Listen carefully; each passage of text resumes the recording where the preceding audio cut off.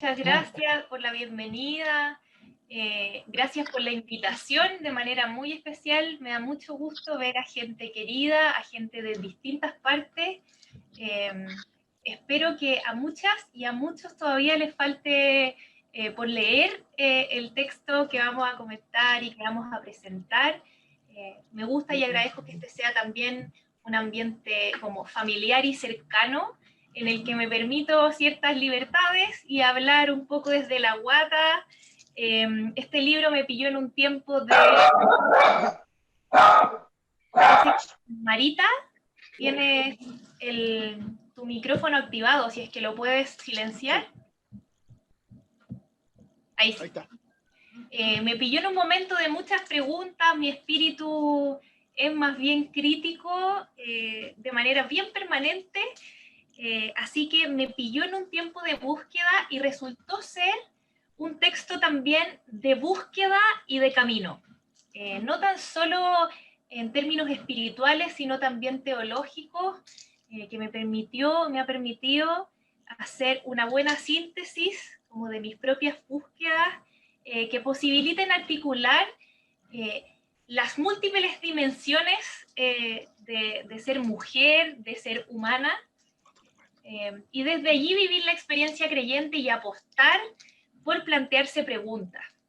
Si pudiera como definir este texto en un solo concepto, lo llamaría, y eso lo agradezco, que es una propuesta, que no es una respuesta agotada, que no es una respuesta única, que no pretende dar solución a todas las inquietudes, sino que es como buen honor se le hace a la teología, un texto profundamente provocador. Y si hay algo que a mí me anima de la teología, que no tengo ninguna expertise mayor que la de ustedes, todos y todas en nuestras posibilidades y en nuestras realidades somos capaces de hacer teología, y la riqueza de esa teología es precisamente la capacidad de hacerse preguntas. Entonces yo preparé en esta pequeña presentación un pequeño desafío para que partamos un poco también desde nuestra experiencia y para que podamos interactuar un poquitito más. Entonces les voy a compartir primero aquí mi pantalla. Cualquier cosa, si es que no se escucha, si es que se ve borroso o lo que sea, ahí nos van diciendo por el chat. Primero invitarles a cómo yo me enfrenté, qué hice antes de abrir el texto y que fue mirar la preciosa portada. Que nos podamos regalar como invitación un ratito que nos permita mirar, contemplar esta portada y qué nos dice esta portada del título a su vez. El texto para mí se presentó de manera provocadora en términos de lenguaje, como pretendía buscar o apostar por nuevas categorías, asumiendo también la dimensión artística del ser humano, que me parece una riqueza, una tremenda posibilidad en los tiempos también que estamos viviendo. Entonces, que podamos pensar y apropiarnos de aquello que nos llama la atención al mirar esta portada. ¿Para qué? Para lo siguiente, y aquí viene el desafío, que podamos partir desde nuestra experiencia. Si el texto se llama Una iglesia híbrida, les quiero invitar aquí a los más y a las más tecnológicas que puedan desde el celular o desde el mismo computador entrar a www.menti.com, como aparece ahí, y hay un código en el lado derecho. Tienen que ingresar ese numerito y les va a aparecer esta pregunta que aparece aquí, que dice, ¿qué es lo híbrido? ¿Qué es lo híbrido? Cuando yo pienso en lo híbrido, ¿qué se me viene a la cabeza? Cada una y cada uno va a poder ingresar 3 palabras que se le ocurran al pensar en lo híbrido. Entonces vamos a dar aquí unos segunditos para entrar a www.menti.com. No sé si Rodrigo me puede ayudar escribiendo en el chat el link y el código para que sea más fácil copiar y pegar, y yo les voy a compartir pantalla de cuáles son las palabras que van apareciendo.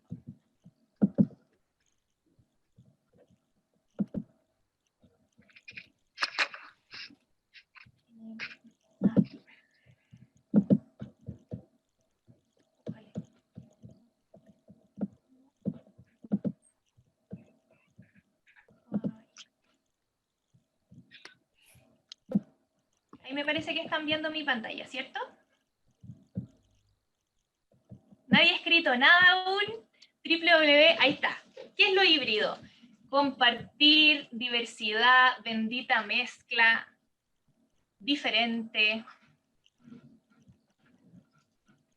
dinámico, mixtura, riqueza, impuro puso alguien por ahí, mezcla y se repite, colorido, orgánico, entretejido, mira qué lindas las palabras que han ido surgiendo.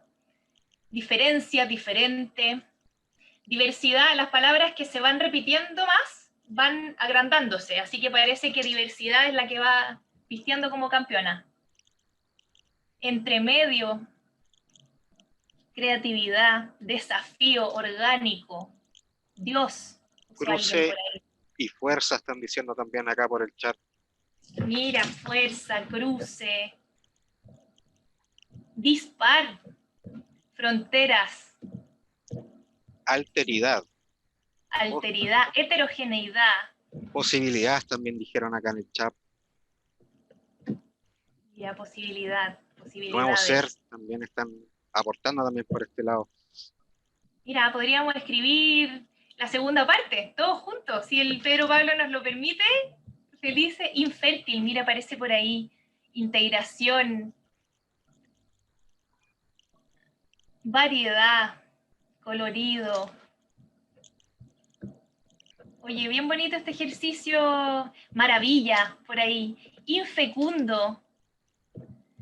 Bueno, yo por supuesto no les voy a dar el spoiler, hablando en términos cinematográficos, de cómo define el texto lo híbrido, pero sí puedo adelantarles que es una apuesta por pensar auténticamente de una manera nueva la eclesiología y lo que se ha dicho hasta ahora, o lo que la teología llamada tradicional ha ido conceptualizando en torno a la eclesiología.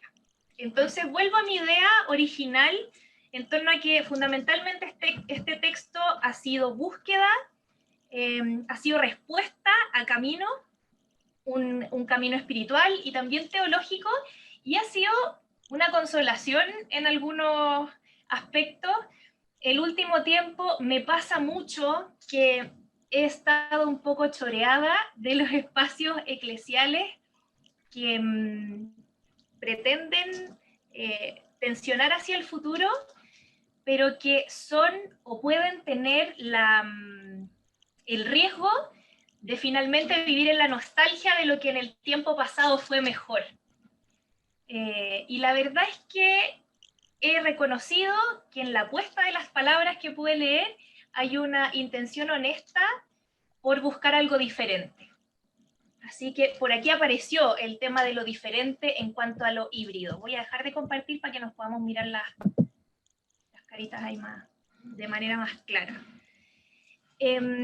Algo que agradezco del texto es que tiene una perspectiva profundamente latinoamericana, y que van a poder recorrer en el texto la definida o así llamada el territorio del Abya Yala, que nos devuelve o nos recuerda que el patrimonio o la prioridad de la opción por los más empobrecidos, por los menos favorecidos, por los oprimidos de nuestro tiempo, particularmente en la América Latina, no es exclusiva de los cristianos y las cristianas de izquierda, justamente pensando en que estamos a puertas de un proceso constituyente, ¿no? Como que existe el fantasma de que finalmente la teología latinoamericana de la liberación o la opción por los empobrecidos, empobrecidas, está como secuestrada y no es parte como de las opciones fundamentales de la Iglesia Universal.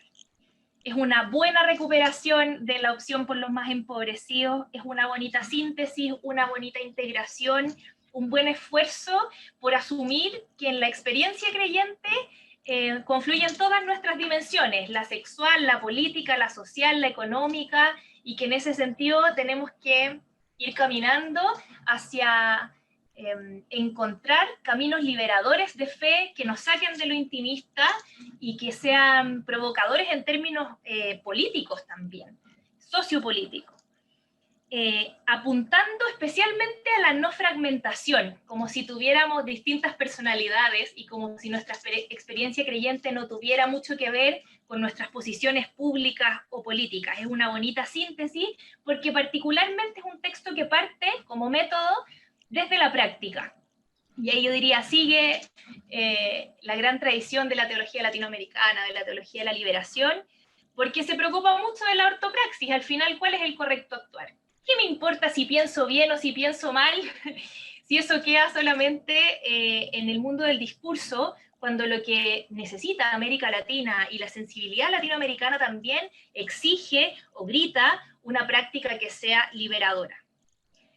Y aquí voy con lo contundente, que es que finalmente para mí la teología no es un conjunto de respuestas anquilosantes que nos atrapan o que nos agotan en una doctrina, sino que este texto me ha llevado a promover preguntas, así como la teología lo significa para mí, muchas preguntas. Así que muy invitados e invitadas, si es que ustedes se han hecho preguntas como la siguiente: ¿cómo pensar la crisis eclesial? ¿Cómo pensar la crisis social? ¿De qué manera es posible articular una nueva praxis eclesial? Ojalá nos estemos preguntando estas cosas. ¿Existe una metodología para asumir los desafíos éticos en materias de género, en materias de ecología, en materias de interculturalidad? Para pensar la Iglesia, ¿existe una metodología para asumir estos desafíos? ¿Es posible, otra pregunta, repensar la forma y el fondo de nuestras prácticas eclesiales? ¿Qué decimos cuando aludimos o cuando nos referimos a integrar la diversidad? Si estas son preguntas que nos rondan y que se nos repiten, imagino que aquí ya vemos muchos que nos sentimos permanentemente incómodas, con las formas, con los ritos, con el dogma, con la doctrina, y que esa incomodidad nos genera ciertas preguntas que, a mi juicio, en este texto están propuestas y a que además posibilitan plantearse o cuestionarse algunas categorías. ¿Cómo cuáles? Como la profecía, como el reino, como las ideas de tiempo y espacio, como la idea de mixtura que aparecía en esta, como respuesta a la pregunta que yo les hice acerca de lo híbrido. Cuestionarnos qué es la fiesta. ¿Qué significa cuando hablamos de la fiesta? Cuando hablamos de misericordia, integra algunas categorías que son novedosas para pensar la Iglesia y la sociedad en este contexto, como por ejemplo la hospitalidad. Pensar el movimiento y pensar el movimiento como posibilidad, porque quizás la unidad habitualmente está pensada como aquello rígido y es lo que nos mantiene ciertamente atrapados actualmente. Repensar la categoría de movimiento, entonces, apostar por la historia, renovar el lenguaje, pensar la religiosidad, particularmente desde la religiosidad popular, partiendo desde la práctica, partiendo desde la experiencia. Pensar la categoría de amistad, que me pareció muy novedoso. A lo mejor después en las preguntas podremos ahí lanzar inquietudes, pero qué interesante es pensar la comunidad o la vida comunitaria y hacer este tránsito de la eclesiología antigua, que estaba marcada como por un cristocentrismo, por los méritos de Cristo, a una eclesiología más comunitaria que pueda o que dé las posibilidades de una amistad profunda y que desde allí se puedan, o el vínculo sea posibilitador de nuevas experiencias. Repensar la fraternidad. Hay una palabra que me llama mucho la atención, que es la palabra espiral, y que nos ayuda a encontrarnos con lo híbrido. Apostar por redescubrir, y que el redescubrir sea también una categoría, digamos, teológica, experiencial, una categoría de fe. Repensar de qué hablamos cuando hablamos de las fronteras, precisamente aludiendo a lo híbrido. ¿Qué es estar en el borde? ¿Cómo ayuda lo híbrido también a asumir, a integrar, y sin necesariamente que eso sea un pupurrí o un eclecticismo así de muchas o nuevas perspectivas? me planteó un texto que me planteó desafíos, que agradezco tremendamente, y si quisiera como pedirle un poquitito, algo como con lo que me dejó ganas, una petición para la parte B, poder seguir recuperando el pensamiento femenino, y que es un esfuerzo grande que hace Pedro Pablo, en el que yo creo que siempre nos seguimos quedando cortos, cortas.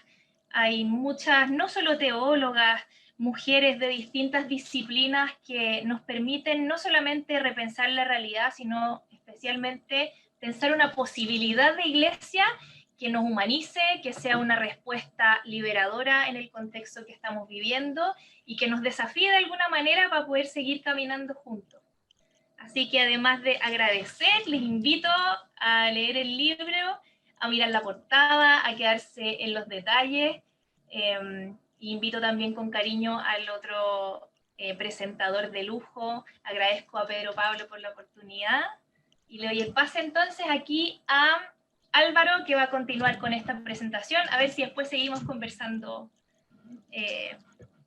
acerca de lo que nos provocó esta pequeñita presentación. Eso, un abrazo, Álvaro, si estás por ahí. Gracias, Fran. Muchas gracias. Muchas gracias, muchas gracias. Muy interesante y muy sugerente respecto al desafío que nos plantea el libro de Pedro Pablo, ¿no? Y con esta categoría tan provocadora de lo híbrido. Yo quisiera plantear algo de contexto para compartir mi lectura. Cada uno puede, obviamente, desarrollar lecturas o recepciones del texto distintas, y creo que eso enriquece un texto como este, que obviamente está abierto por su naturaleza a esas distintas formas de leer, formas de recepcionar lo que Pedro Pablo nos quiere provocar con este libro. Y creo que una de las provocaciones más grandes que me ha surgido es justamente con el carácter de generar una iglesia que tenga este carácter híbrido. A mí me remite también a la idea de lo mestizo. Creo que una de las dificultades que surgen cuando se habla de la crisis de la iglesia o de las iglesias en el último 30 años es tratar de plantear que es una crisis simplemente eclesiológica orgánica. Es decir, se puede resolver organizando de otra manera la estructura operativa, funcional de la iglesia. Es decir, se puede hacer con una nueva orgánica territorial, se puede simplemente, es un problema que no abarca condiciones teológicas propiamente tales, sino simplemente procedimentales. Llamémoslo, es un problema de comunicación, es un problema de marketing, es un problema que se podría resolver con mecanismos normativos. Hay que hacer una reforma al Código de Derecho Canónico, hay que poner penas más altas, o habría que generar una estructura eclesial donde existan mecanismos de rendición de cuentas más exigentes. Yo creo que todo eso se puede hacer, no es algo que no sea parte de la crisis de la Iglesia Católica. En los años 60, 70 hubo mucho experimentalismo en eso, ¿no? Las vicarías como mecanismos territoriales que rompieron, obviamente, la lógica que se había construido antes, ¿no? En la estructura de las diócesis o las arquidiócesis. La Vicaría de la Solidaridad, la Vicaría de los Trabajadores, la Vicaría que después surgió como Vicaría de la Esperanza para la Juventud. Esos fueron mecanismos innovadores que tuvieron una capacidad de reinventar la iglesia desde arriba.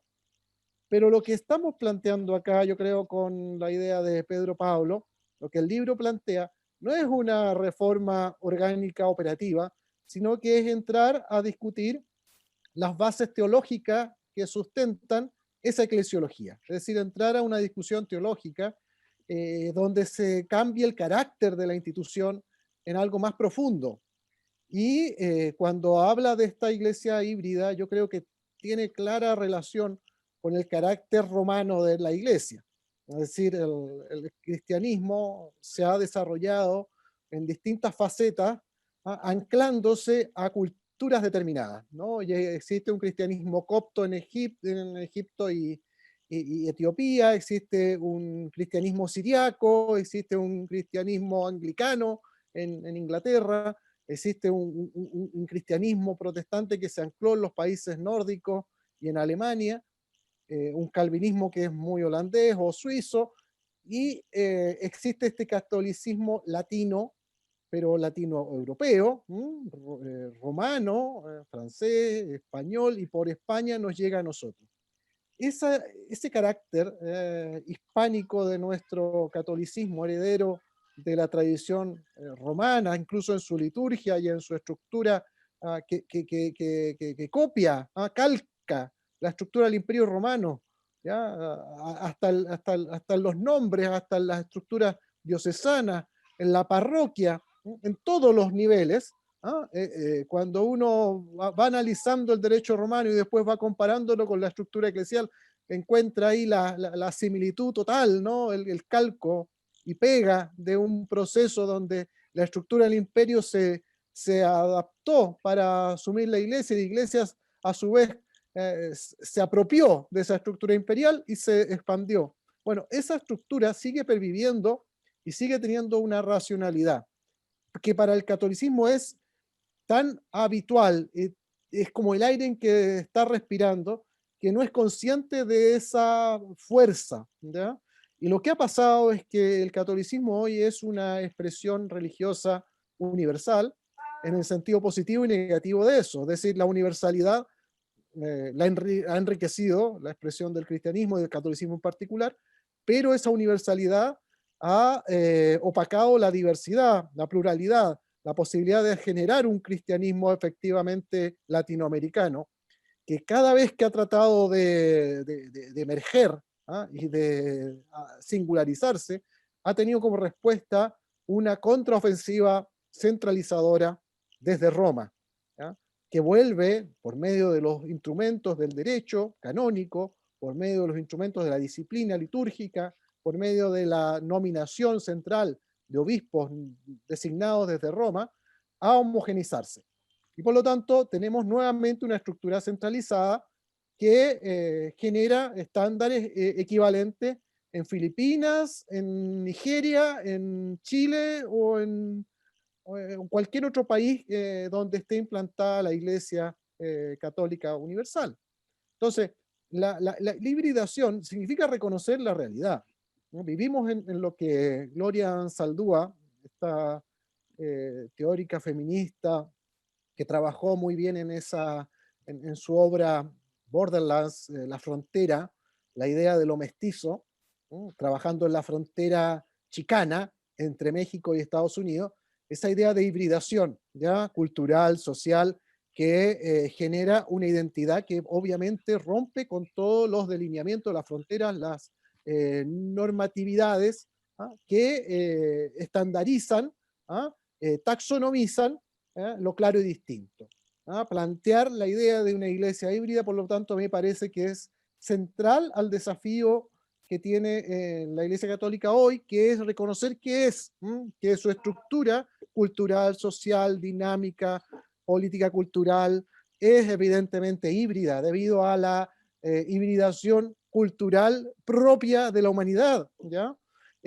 Lejos de buscar la uniformidad, ¿ya? Y de temer el mestizaje, lo que acá se busca es justamente el reconocimiento de esto que nos caracteriza, que es la capacidad de mezcla, la capacidad de vínculo, la capacidad de no ser reconocidos en ningún lado, ¿ya?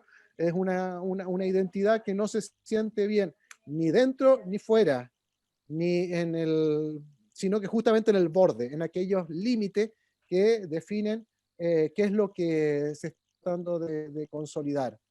Otra idea que me vino a la mente cuando leía estas principales, digamos, orientaciones de lo que plantea el libro de Pedro Pablo, está en la idea de todos los intentos que siempre se hacen para diferenciar, ¿no?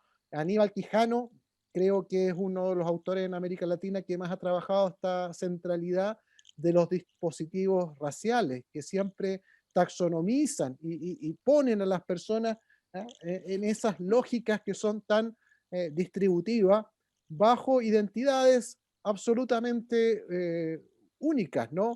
El indio, el negro, el asiático, el blanco, el mestizo, ¿ya? Europa versus América, África, Asia. Y cuando nos encontramos con la realidad, encontramos que justamente lo que existe es una permanente hibridación, el encuentro de diferencias que van construyendo una pluralidad epistémica. Creo que esto es fundamental al desafío del libro. Encontrar en estas comunidades que nos va descubriendo Pedro Pablo la capacidad de sumar, ¿no? De encontrar y de generar una síntesis nueva.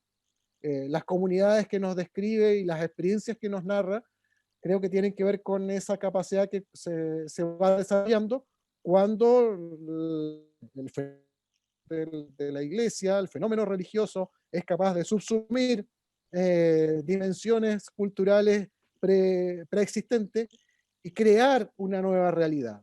Yo creo que eso es lo que está ocurriendo hoy día, por ejemplo, en estas comunidades cuando vemos el fenómeno migratorio y cómo marca la identidad nueva de las comunidades parroquiales en nuestras ciudades, donde hay, me ha tocado ver comunidades parroquiales antiguas del centro de Santiago, donde hay más población migrante que población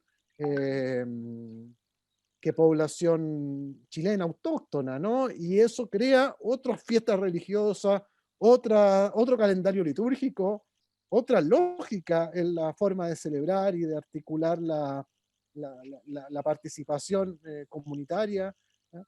Y una riqueza desde lo gastronómico hasta lo festivo, pero también en las prácticas solidarias y en las prácticas de resistencia política.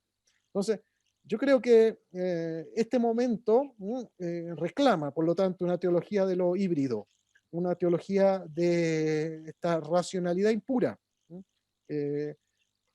Kant, cuando nos habla de la razón pura, nos habla de esa razón clara y distinta que solo se da cuando las cosas son blanco y negro, 2 más 2 es 4, cuando hay un resultado científico de lo que estamos analizando. El fenómeno humano está en el ámbito de la razón impura, de lo opinable, de lo mixturado, de aquello que se construye justamente por medio de relaciones humanas en plena construcción permanente, donde no hay posibilidad de definir un solo resultado, sino que lo que está ocurriendo está abierto a múltiples posibilidades. Y por lo tanto, dentro de esas múltiples posibilidades existe esta iglesia que está naciendo a partir de la fuerza de los hechos. No ha sido decretada, no ha sido buscada, sino que la fuerza de los movimientos sociales, la fuerza de la propia realidad, está construyendo esta iglesia híbrida en tantos sentidos de la palabra. Híbrida en su composición nacional, híbrida en su composición racial, híbrida en su composición de género, con nuevos protagonismos de las mujeres que se van apoderando, se van empoderando y generando ministerios nuevos en la estructura eclesial por la vía de los hechos, más que por la estructura del reconocimiento oficial canónica, por medio de prácticas que de facto van construyendo una iglesia muy diferente al canon definido desde Roma. Y eso no tiene nada que ver con despreciar ni menosvalorar esa hermosa iglesia romana, que es muy bonita en Roma, pero que obviamente no tiene la posibilidad de universalizarse porque la realidad humana es tan diversa, ¿no?, que requiere el aporte de todas las culturas en todas sus dimensiones y en todos sus niveles. Entonces, solamente puedo terminar felicitando a Pedro Pablo por la provocación que provoca este libro. Yo creo que da pie a todo un desarrollo, tanto académico como también pastoral, ¿ya? Es decir, está en esa doble clave, ¿no? Uno podría decir, a partir de la categoría de una iglesia híbrida, podría desarrollarse toda una línea de investigación teológica de gran provecho, pero al mismo tiempo toda una pastoral. ¿Medicamento? O una pastoral que se arraigue. ¿Llegaste bien? ¿No tuviste rollo? Entonces, ese rasgo puede desarrollarse en la medida en que una pastoral, por ejemplo, de migrantes, una pastoral que tenga en cuenta minorías sexuales, una pastoral que tenga en cuenta el protagonismo de la mujer, el protagonismo de los pueblos indígenas, el protagonismo de sectores populares que adquieren cada vez más capacidades de autogestión de sus propias competencias en el ámbito eclesial, se apropien de su propia vida eclesial y construyan este modelo basado en un paradigma teológico diferente, ¿no? Donde lo central no sea justamente la uniformidad, sino el reconocimiento de distintos niveles y pluralidades. Otro elemento que creo que es relevante para pensar esto es lo que yo creo que el Papa Francisco también está pensando, ¿no? En cierta forma de anglicanización del catolicismo, es decir, pensar que esta idea de ciertos niveles diferenciados de desarrollo de la iglesia. Tal vez en el futuro vamos a tener una iglesia híbrida en la medida en que también el reconocimiento de esta pluralidad pueda darse con una iglesia, por ejemplo, china, que tenga capacidad de arraigar mucho más profundamente inculturarse de una manera mucho más profunda a la dinámica cultural propia, una iglesia africana que tenga también en consideración sus propios valores, y en el caso de América Latina, consolidar estos proyectos que ya se han anunciado desde los años 70 y 70 de una iglesia latinoamericana, pero que aún hoy luchan por su reconocimiento pleno, y que tienen tanto que heredar de tantos aportes de tantos teólogos que han hecho un aporte sustantivo en eso, ¿no? Yo creo que, por ejemplo, aquí está Deure Razabal, que lo veo presente en este espacio. Creo que él ha sido uno de los precursores de esta idea de una iglesia híbrida cuando ha estudiado con detalle esta iglesia de los pobres en el Alto Perú, en el Altiplano, en las comunidades aymara, y así tantos teólogos y teólogas que han contribuido a ir pergreñando un paradigma eclesiológico que esté en esta perspectiva. Nada más, muchas gracias. Muchas gracias, Álvaro. Por interno me pidió Pedro Pablo que pudiera dar también el pase. Para mí es un gusto poder también presentar contigo y ver que desde distintos ángulos podemos mirar este libro, y al parecer Pedro Pablo nos quisiera decir algunas palabras, o retarnos, o felicitarnos, o agradecernos, para luego poder dialogar un poquitito más. Parto diciendo que estoy feliz. Estoy feliz de estar con ustedes, de tanta gente querida de diferentes lados. No los voy a nombrar a todos, pero mientras hablaba Francisca y Álvaro me iba paseando de sala en sala, como de pantalla en pantalla, y claro, veo que hay amigos y amigas, teólogos, teólogas, teólogos y teólogas de a pie, que están en las comunidades, que están en las familias, que están en las luchas sociales, amigos y amigas de diferentes lados. Así que feliz de encontrarnos, feliz de verlos. Y sí traje yo efectivamente un papelito que voy a leer, entonces lo voy a leer para no dar la lata. Y antes que todo, agradezco la presencia de tantos y tantas amigas. Realmente hemos conformado una asamblea híbrida, ¿no? Y quiero dar las gracias de todo corazón a la Fran y a Álvaro por su paciencia, ya que esto, como dijo Rodrigo al inicio, era en marzo. Ya en marzo ellos tenían su libro en la mano y probablemente lo habían subrayado. Tuvimos que cancelar eso y encontrarnos hoy día. Así que gracias por la disponibilidad, gracias por el cariño. Y me encantó lo que dijeron, ¿no? Me encantó lo que la Fran hizo y dijo, y me encantó todo el gran recorrido eclesiológico que Álvaro ha hecho. Así que profundamente agradecido de usted. Acojo todo lo que acaban de decir. Quiero agradecer a todos los que participaron en el libro, ¿ya? Es un libro bastante comunitario, para decirlo así. Es decir, Rodrigo Morales, ya lo voy a agradecer formalmente, el editor, él me dijo, conversemos el libro, ¿no? Hazlo conversar. Y yo sí que, ¿pero para qué? no, pero hazlo conversar, mándaselo a gente, entre ellos está Diego ahí, la Razabal, pero también Francisco Taborda, lo leyó mi mamá, se lo mandé a varios amigos por allá, críticas, se lo mandé a un amigo teólogo de Nicaragua, que me pegó duro con los híbridos, ¿no? Eso causa molestia, incomodidad, y por eso mismo me gusta, ¿eh? Por eso mismo me gusta.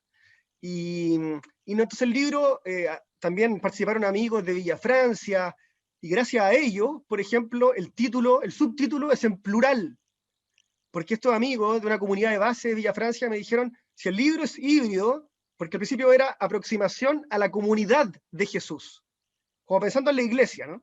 Y ellos me dijeron, ¿por qué no en plural? Pues si son varias comunidades, somos todas diferentes. Y obvio, era obvio. Entonces, se dan cuenta, el libro fue conversado, fue hablado, fue discutido, y eso yo creo que lo hace más contundente, ¿no? Mejor.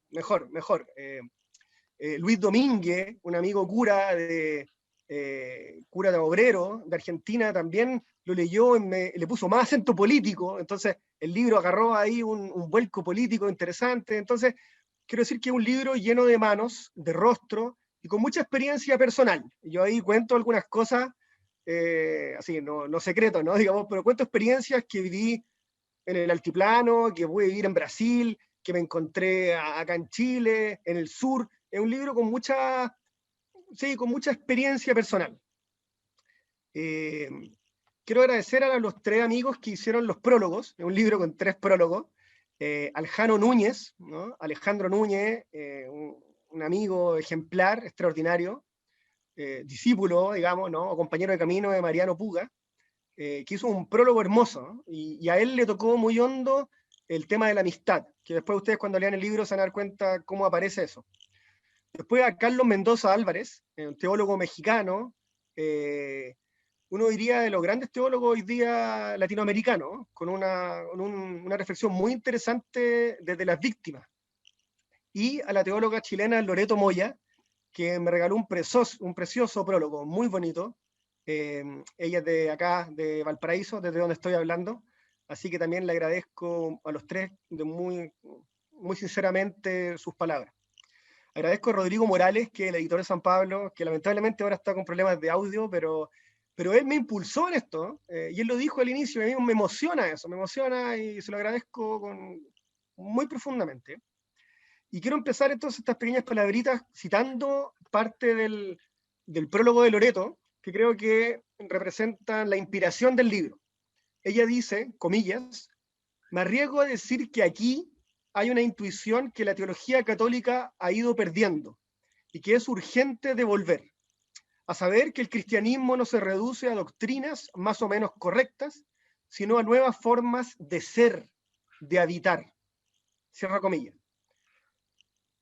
En el mundo extraño en el que estamos viviendo, un mundo de pantallas, digitalizado, ¿no? Numérico, en el cual también se nos ha permitido hoy día encontrarnos, en este mundo digital, un mundo que ha ido reemplazando el rostro del otro por un like, por un me gusta, o por un deseo de aparecer, de ser admirado, de ser seguido. Pareciera que en ese contexto el sueño de Jesús se vuelve anacrónico, ¿no? Extemporáneo, foráneo, raro, lejano, de otra época. Sin embargo, pienso que precisamente es en este mundo donde tenemos que enredar nuestras vidas a Jesús. Y también tenemos que enredar a Jesús en nuestras vidas, tenemos que enredarnos con Él, al modo de una madeja, ¿no? Una madeja de lana.